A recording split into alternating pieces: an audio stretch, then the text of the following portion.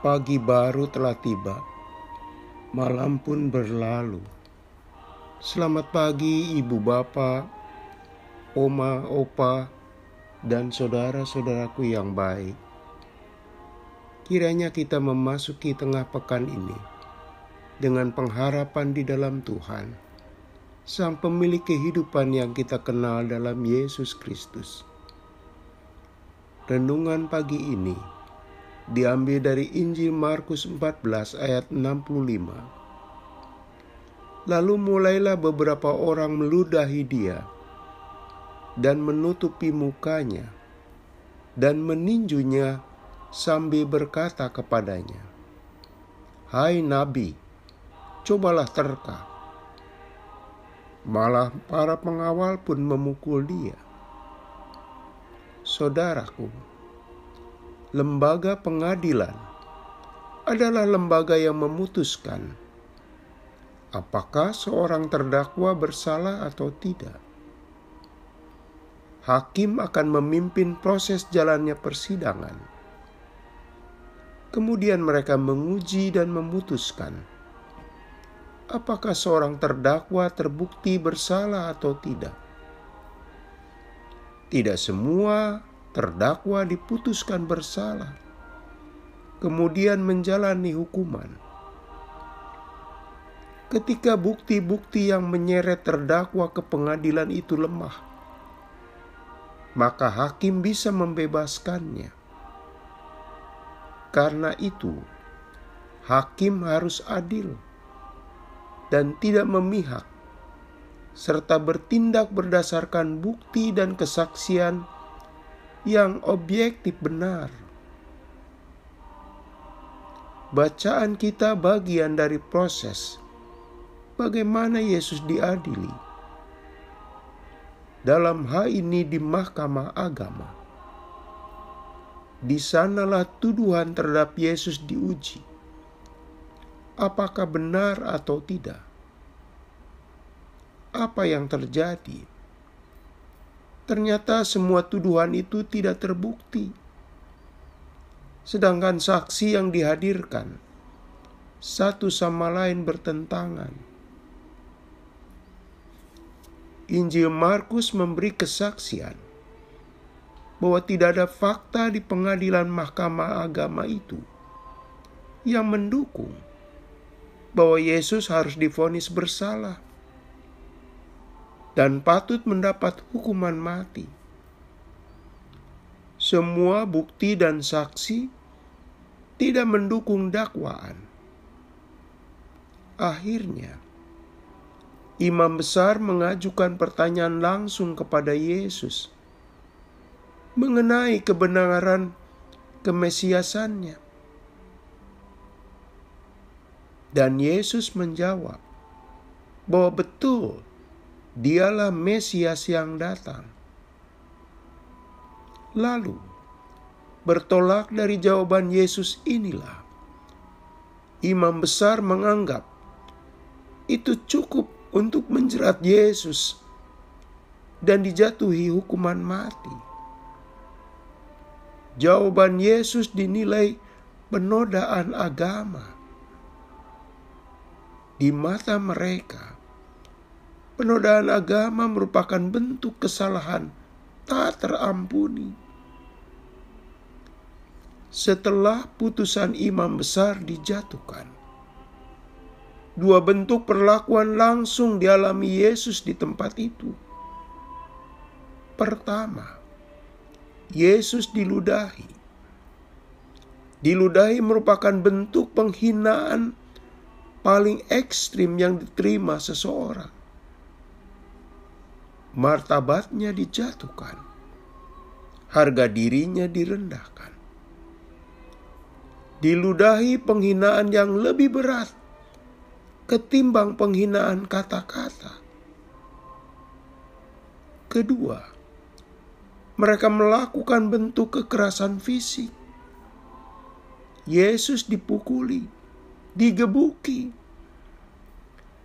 Dua perlakuan itu dikategorikan tindakan tidak manusiawi.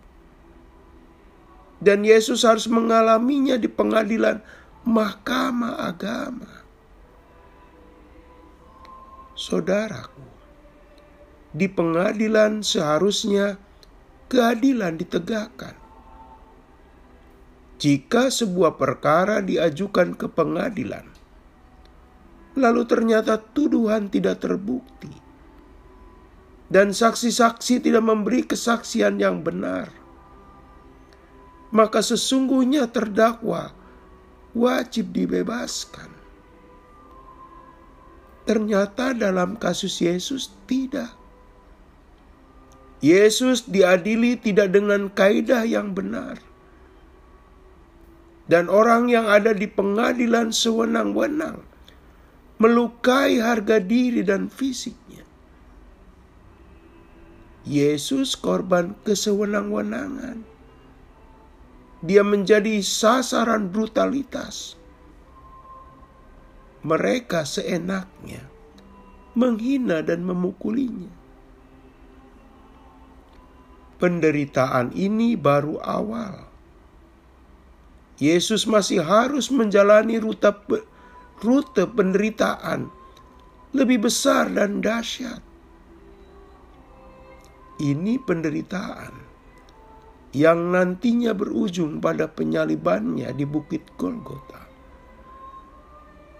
Kita lihat, saudara, betapa berbahayanya agama yang dipakai untuk menjerat pihak yang tidak bersalah. Nurani keadilan menjadi bisu, diam. Sudah jelas tidak ada bukti dan fakta kesalahan di pengadilan agama.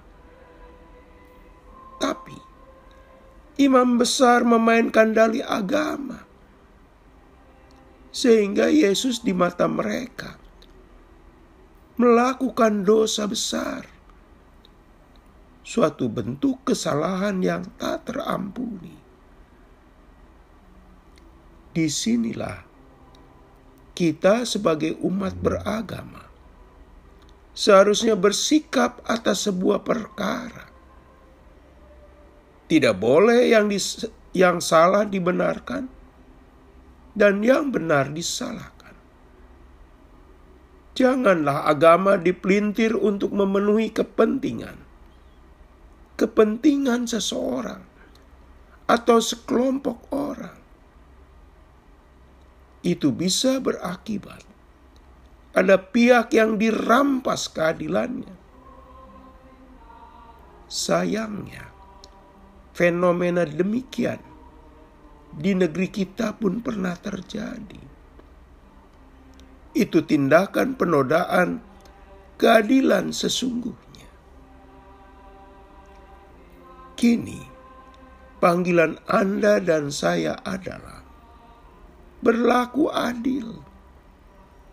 Kita berlakukan sikap adil di tengah keluarga atau dimanapun kita berada pada posisi mengambil keputusan. Sekali kita bertindak tidak adil, maka ada orang yang dicederai perasaan keadilannya, sekaligus merusak jalan hidupnya. Jangan sampai ada orang yang harus mendekam dalam penjara, pada orang itu tidak bersalah. Dalam dunia hukum, ada dalil menyatakan, lebih baik melepaskan 1000 orang bersalah daripada menghukum 1 orang yang tidak bersalah. Saudaraku, kita tahu agama sesungguhnya harus mencerminkan dukungan pada sikap yang adil. Bukan agama dipakai untuk mendukung praktek ketidakadilan. Kita berdoa, Tuhan, tatkala kami mendoakan diri sendiri maupun orang lain, tanamkan sikap yang patut yang harus kami lakukan. Dalam hal ini berlaku adil. Dalam nama Yesus kami menaikkan doa ini. Amin. Selamat pagi saudaraku. Selamat memasuki hari baru. Bersama Pendeta Emeritus Supriyatno. Tuhan memberkati.